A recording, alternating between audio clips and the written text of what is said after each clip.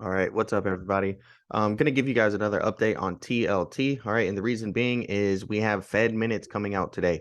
So just want to update you on the things that we've been looking at and, the potential setups. My last couple videos on TLT have basically been calling for a dead cat bounce, right? Initially, once we came and hit this trend line, I was expecting some type of a dead cat bounce.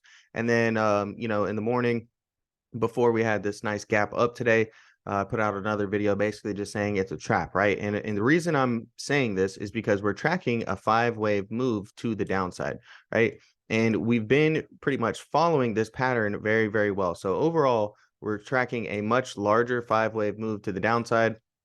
Okay, and your wave 4 to 5, your wave 2 to 3, and then your wave 1 to 2. All right, your 1, 3, and 5. Those are all going to be 5-wave moves to the downside, impulsive moves, right? You have 1, 2, 3, 4, 5, and then you get the ABC correction up, right? And then we get another 1, 2, 3, 4, 5 down. We got our ABC correction up, and we started our 1, 2, 3, 4, 5 down.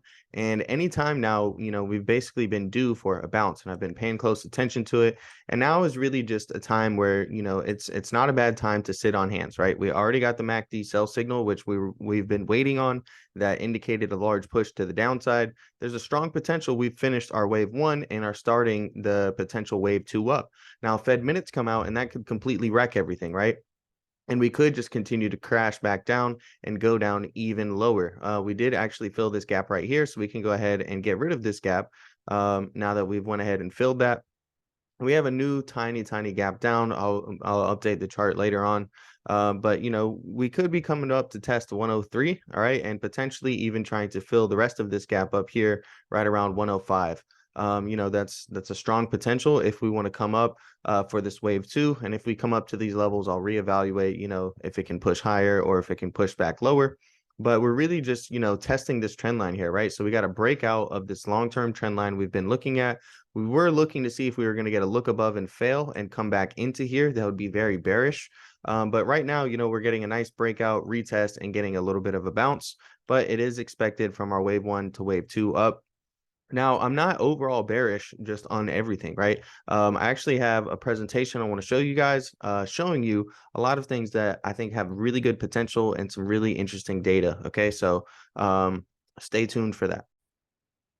So what we're going to be looking at right now is going to be gold and silver. Okay, gold and silver have been performing very, very well. All right, we have silver here is going to be in the silver line, obviously, and we can see it's on a very nice uptrend. Okay, then we have gold here and the gold one as well, and that also is in a very nice uptrend if we take a look. Meanwhile, this is the S&P 500 in blue, right? It's definitely been on a downtrend. So there's a divergence between the S&P 500 and gold and silver. And I've actually been paying a lot more attention to this. A lot of people have been talking about silver and gold, and I got a couple of requests to start covering silver in my videos now. So now I'm actually paying more attention to this stuff, and it's been pretty juicy, right? It's very interesting. So we could see some type of a pullback in silver and gold here, especially if we do get a bounce in TLT and the S&P 500. But again, I really just want to show you guys, right? Over here, what we're looking at is Dixie, okay? This is the US dollar. All right, so we're looking at the price of the dollar here in blue, and then also, again, we're seeing the price of gold and silver in their respective colors, right? So, Dixie has been on this downtrend, right? And while Dixie's been on this downtrend, gold's been going up, right? Silver has been going up. So a good way to perhaps hedge yourself, right? Like, let's say, you're bearish, or let's say you're trying to go long on the US dollar. Let's say you're trying to go long the US stock market. Well, right now, a good hedge, a well-performing hedge has been gold and silver. So if you're looking for any hedges to your portfolio and you're going long on some of these positions, again, none of this is financial advice. I'm just breaking down the data, showing you guys the actual data on the charts, right? So according to the charts, we're seeing the dollar go down, we're seeing the stock market go down, and we're seeing these continue to go up. If we take a look at the next one, this is going to be all 4 of them together, and really just, kind of highlight and emphasize the same things we've been saying. We see silver going up, we see gold going up. Meanwhile, we have the S&P 500 going down, we have the dollar going down. So, that trend may continue, and we may continue to see basically that inverse pair correlation. If we take a look right here, this is GLD compared to the SPX. If we look from the lows in August, right, this thing is up very nice percent, 17%. If we take a look at GLD/TLT, right, and so when this goes up, this means gold is going up, and when this goes down, this means TLT is going up. So we can see from the lows here in July, this thing is up 24%. Over here, we're looking at SLV SPX, right? And from the lows here in September up to our recent highs, it's up 40%. This is SLV/TLT, right? So silver/TLT, and we're seeing the lows here over here in July up 50%. And these are a couple other things that I'm bullish on as well, right?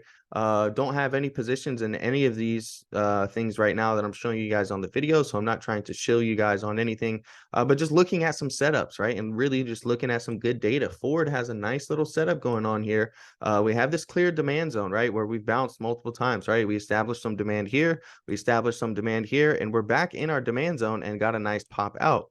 Now, if we look at our momentum crossover indicator, right, our momentum SMA above 0 is going to be bullish momentum, and the red line here is your SMA, and this is the actual momentum indicator.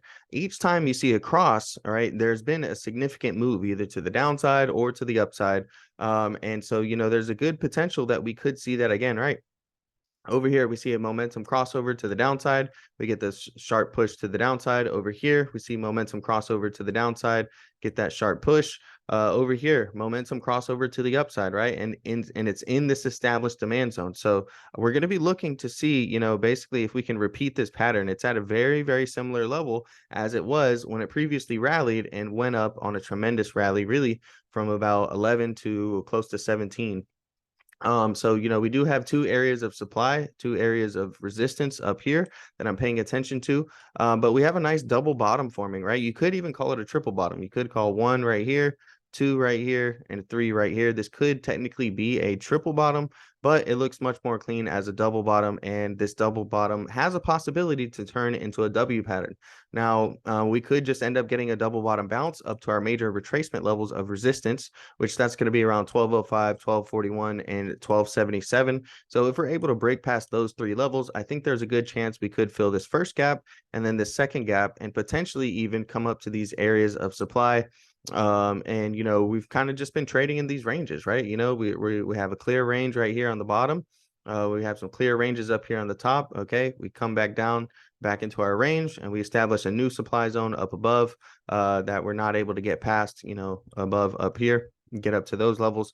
So Ford is on my watch list, right? We have Fed minutes coming out. It could send this thing back down into our demand zone, or potentially it might not affect Ford too much, and we could see Ford really start to get that good momentum building and potentially come up here, fill these gaps, and head up to 14, maybe even $16, potentially, right?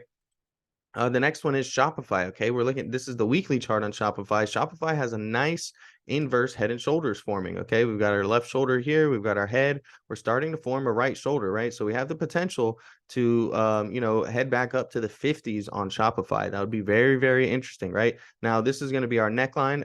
It's roughly around 42.5. Is really about 43, 44 is going to be our neckline. We would have to break through this neckline, ultimately to get the move, because if we just hit the neckline and then come back down, it's no longer really going to be an inverse head and shoulders. So these are some of the things I'm looking at, right? We've already got positive momentum. The momentum indicator is above 0. The momentum SMA is above 0 as well. And, we have the momentum indicator trading above. So, we got green clouds, we got momentum heading in the right direction, and we have a bullish chart pattern forming. But there's so many catalysts going on. Fed minutes could just throw a lot of this stuff out of whack. So you really have to take, things lightly, right? Wait for setups, wait for confirmations, identify high quality trades and high quality setups. What we're going to do is we're going to go back to TradingView real quick and start looking at some of these other things, right? So we broke down TLT already. We'll take a look at HYG, which is high yield corporate bonds. And high yield corporate bonds, we've been tracking a couple of these patterns here. All right, and we were looking at this rising wedge. Okay, we got a breakdown, and potentially if we stay below 74.30, that's going to be pretty bearish. Okay, these are our three major levels of support. Now we are trading below them, below 74.30. So it is going to be a resistance. But ultimately, this could be a move down and then a move up, right? This would just be a healthy retracement if we're able to get back above 74.30 and flip it back to support from resistance. We did find some resistance right around there, but this is that look above and fail that I was speaking of earlier, right? We came and we broke out of this trend line here that we were watching, and then it failed and it comes back down and, had a sharp move to the downside. So we're going to see if this can happen on TLT. This is something that we're watching for potentially here in the future. The next thing we're going to look at is going to be TNX, the 10-year treasury yield. And this thing has been going back up, guys. Now I'm tracking two scenarios right here. I'm tracking, a larger ABC up. Oops, sorry about that. I'm tracking a larger ABC up. And, potentially I'm looking at this ABC down to take us to fill the gaps down here. Now, this would involve, basically the Fed cutting rates. So in high likelihood, we're most likely we might not even get the strong move to the upside, and we might not get this strong move to the downside. We may really just consolidate in through these areas and in through these levels, right? Right around 4 to 3.5%. Is a very realistic range that I see we could consolidate throughout 2023 until we really get a decision from the Fed on whether they're going to, finally cut interest rates or stop hiking them and just leave them elevated, or if they're going to continue, basically raising these rates throughout the rest of the year and not really what the market is pricing in. The next one we'll look at is going to be TIPS. Okay. We'll look at the TIPS bond ETF, and we're back in this range, right? So this is another look above and fail. All right. If we actually extend this over a little bit, okay, we can see we got a nice look above and fail. We'll extend this over here as well so you guys can see. And, that's basically what I'm looking at on, again, what we're kind of looking for on TLT to see if we can get that or if we're going to find support at the trend line and continue up higher. Right now on TLT, we've been holding the support trend line pretty well and it's moving higher. But here we have another look above and fail. And a lot of time this indicates you're going to head back down towards the lower end of this range. So, there's a good chance that TIPS is going to continue to come back down as well and head closer down to that 105, 106 price range. We'll take a look at the S&P 500 real quick and take a look at the SPY ETF.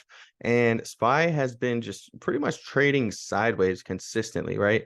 Now, this also looks very similar to TLT. We're tracking a 5-wave move to the downside. But if you notice, we've really, really been stuck in this range right here, just trading completely sideways in this range, holding our major retracement level of support here at 379.15. We were able to close below there one day, but then we ended up gapping up and having a bullish day, and we've really just been holding this line in the sand. So 379.15 is definitely going to be the line in the sand for me. Above there's potential we could come up and fill this gap. I believe this is right around 397, or I'm sorry, 387, 388 on the S&P 500. On the SPY ETF, we could see that. And if we want to continue up higher, right, for this wave 2, because remember, just like TLT, we're tracking a 5-wave move to the downside. So eventually, we could have hit our wave 1. We still can drop down lower to 371.85. And look to find support there before rallying. That's definitely a possibility. But there is also the possibility we've already finished our wave 1 and we're starting the corrective wave 2 up. And again, that could take us up to 388, or that could take us up to 396, 397. I really wouldn't be surprised at all if we come up to these levels. What we'd be looking for is another rejection of this trend line here. If we do come up elevated and come to these levels, we're going to be looking to see if it gets a rejection here or if it gets a breakout and tries to fill some of these other gaps much higher, right around 417, 416 on the SPY. If we take a look at VIX has been gapping up and then going back down after it gaps up. That's what it's been doing basically the past couple of days. But we're looking to see what's really going to happen here, right? It tends to be very one directional. So we see, it trades in one direction for a long time. You get a strong breakout, a pullback, and then a move up higher. So, that's basically what I'm tracking, is if that's going to happen, because in the past, that's what's happened pretty much every single time for the entire year of 2022. We have a large move to the downside, just staying in one direction. Stock market's rallying when the VIX is going down. And then ultimately we get a breakout, a pullback, and then a sharp move to the upside where it trades in one direction for another month or two. And that just, repeats itself over and over again, right? It does it right here. We trade in one direction down, breakout, pullback, go up. Trade over here, go down, breakout, pullback, go up. So these are some of the things I'm watching. Hopefully you enjoyed this video. If you want to see more stuff on silver and gold, let me know. If you want to see some more stuff on individual stocks, let me know. I can also start throwing some good crypto charts up here, right? I think there's a lot of charts that really people aren't paying attention to in the crypto market. Looking at Bitcoin dominance, looking at stable coin dominance, and a few things like that. I can start to include some of those in these videos. And if you have any other bond suggestions, I know I just looked at TMF the other day. If you guys want to see some more TMF or you guys want to see any more bonds, just let me know in the comments below. I'll be happy to make those videos and really put those charts in the next videos as well.